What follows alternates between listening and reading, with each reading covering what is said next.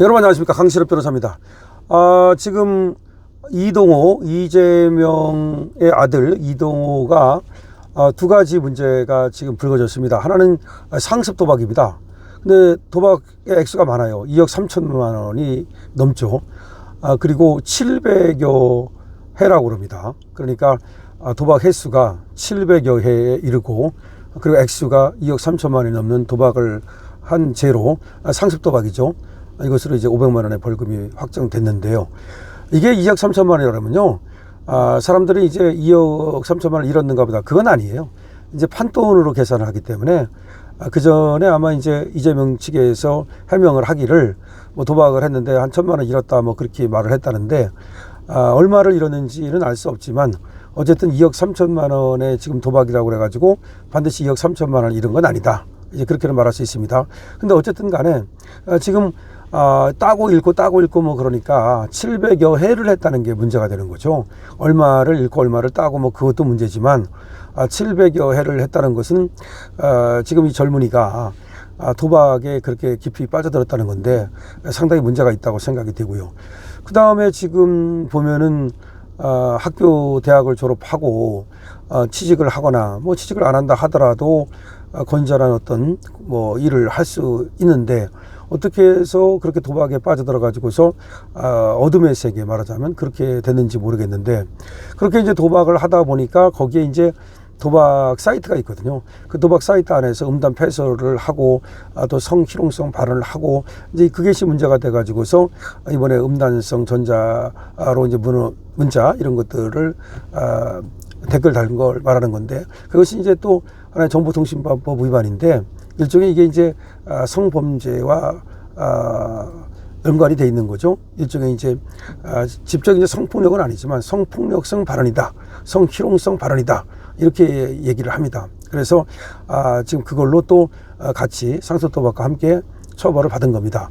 이것이 이제 그 수원지검에서 약식 명령이 됐고, 약식 명령이라는 것은 사실은 좀 봐준 거죠. 이 정도 되면 기소를 하는 게 맞습니다. 그렇지 않습니까? 상습 도박에다가 그 어마어마한 지금 발언의 수위가 그렇게 높은데 그냥 500만 원의 벌금을 때렸다는 거는 이 검찰에서 상당히 약하게 봐준 거라고 봐야 돼요.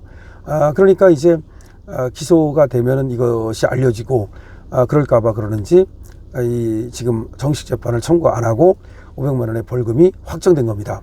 근데 500만 원 생각해 보세요. 그냥 명예훼손성 발언만 해도 500만 원이 나오는데, 이거는 또 그 판결문의 범죄 일람표에 보면 정말 수위가 엄청나게 높은 이런 어떤 범죄성 발언을 했고, 그리고 또 상습 도박도 액수가 2억 3천만 원이 넘고, 그럼에도 불구하고 그걸 다 합친 것이 500만 원으로 결판났다? 참 이상하죠.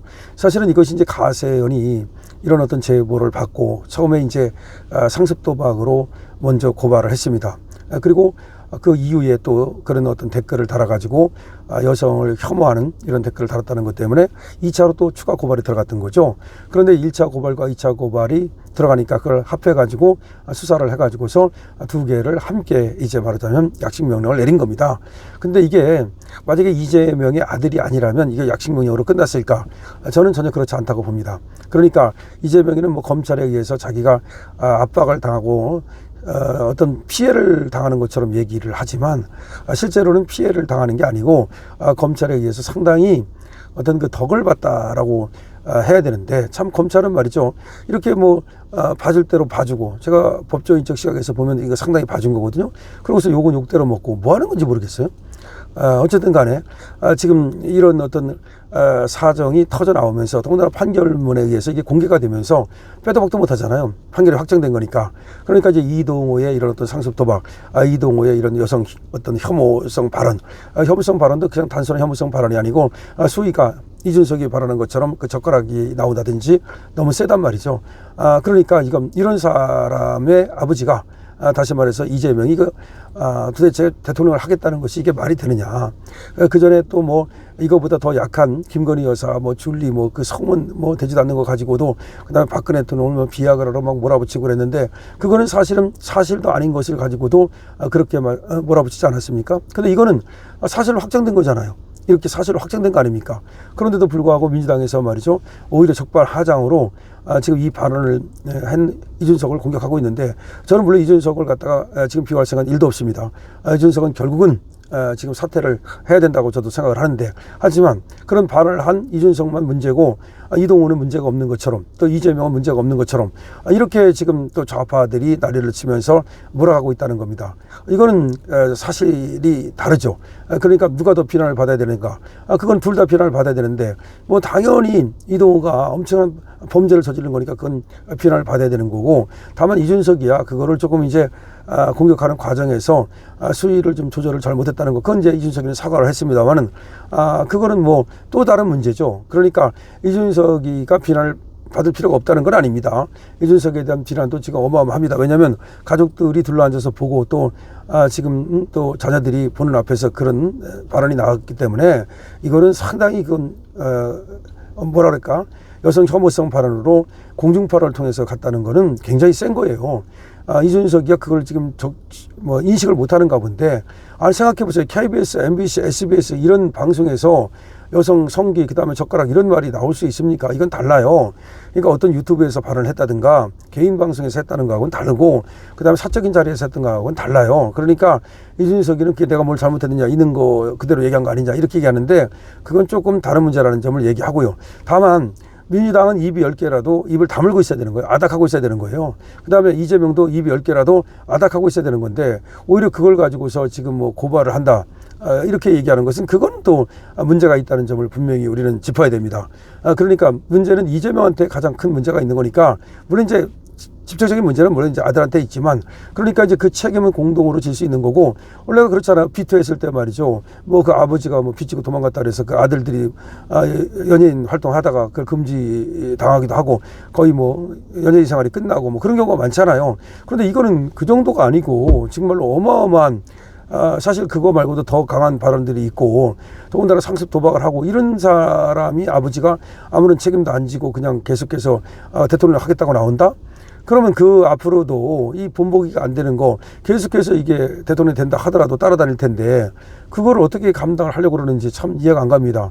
근데 이 이동호 얘기만 있는 게 아니라 본인의 형수욕설이라든가, 그 다음에 본인의 어떤 그 여러 가지 정말 구설수, 이것들이 너무나 많은데, 이 아들까지 지금 이렇게 되고 그랬을 때, 아들도 일단 만약에 이재명이 대통령이 된다면 일거수일투족이 이제 아들도 감시를 받을 텐데, 오히려 이재명이 자기 아들의 인생을 망치는 것이 아니냐, 그런 얘기도 나오고 있습니다.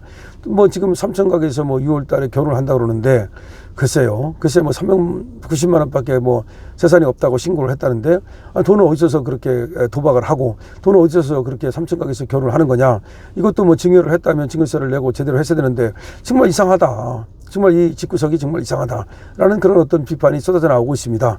자, 지금 2억 3천만 원이 넘는 그런 2억 3천만 원대 도박, 상습 도박, 그리고 700여의 이 도박, 이거 문제가 많고요. 거기다가 지금 수위가 정말 상상을 초월하는 그런 어떤 여성 혐오 발언, 이런 것 때문에 이재명의 사퇴가 지금 요구가 빗발치고 있고, 이재명의 어떤 지지율에 어떤 변화를 가져올지 이것도 상당히 지금 관심이 증폭되고 있습니다.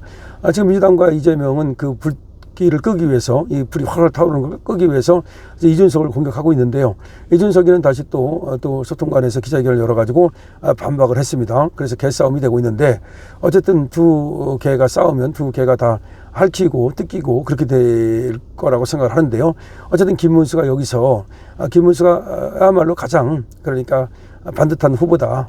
그래서 김문수가 또 신드롬이 일어나는데 도움이 될지, 아니면 둘이 싸우다 보니까 오히려 싸우는 가운데 서로 정이 들고 득이 된다고, 이게 지금 오히려 저들이 스포트라이트를 받아가지고서 오히려 지지를 올려주게 될지 좀 사실은 걱정이 됩니다.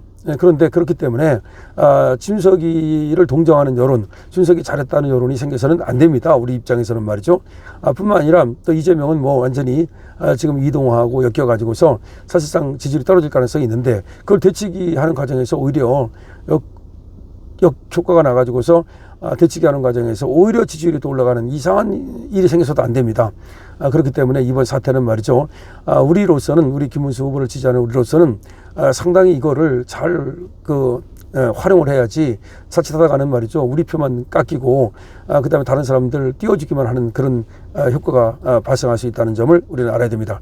어쨌든 이준석이는 이준석대로 이제 사퇴를 하는 게 맞고 이재명대로 사퇴를 하는 게 맞다라는 것이 제 생각이고 이 두 사람 다 정치를 해서는 안 된다. 이렇게 우리는 정리를 하면 되고 정말 대통령감은 김문수다라고 정리가 되는 겁니다. 강선태입니다.